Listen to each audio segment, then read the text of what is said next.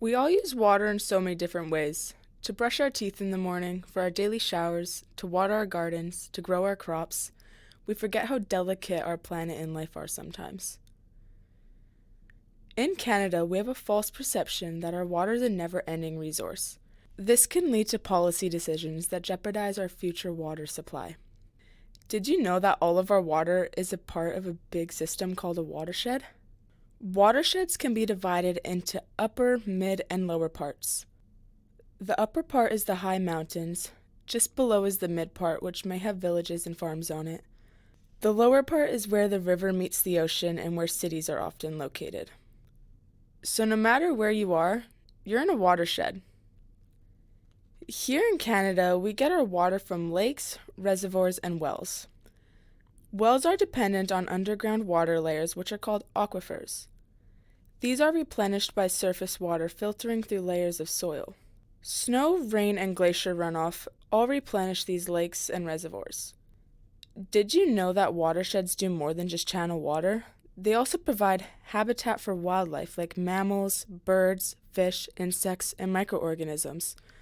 This biodiversity helps our ecosystem stay resilient and strong. Trees and vegetation keep our watersheds healthy. They help slow down and regulate the water flow by holding the water underground in their roots. Trees also play a key role in removing carbon dioxide from the air and storing it. So what is the key threat to the health of our watersheds? Industrial development. To build, we need trees, so we log. But logging causes erosion. When we remove trees in our watersheds, erosion increases, which can have devastating effects. Mining also causes erosion and the leaching of toxic chemicals into our rivers. And water extraction for bottled water or industrial processes can deplete underground aquifers.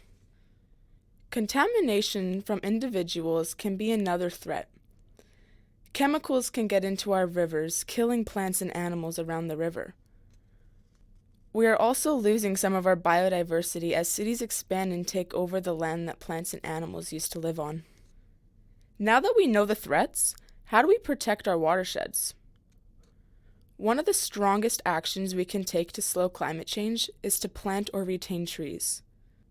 We can also be mindful about where and what we build within a watershed, and regularly test and monitor for pollutants, oil, chemicals, sewage, in a manner to ensure a continued safe supply of clean water.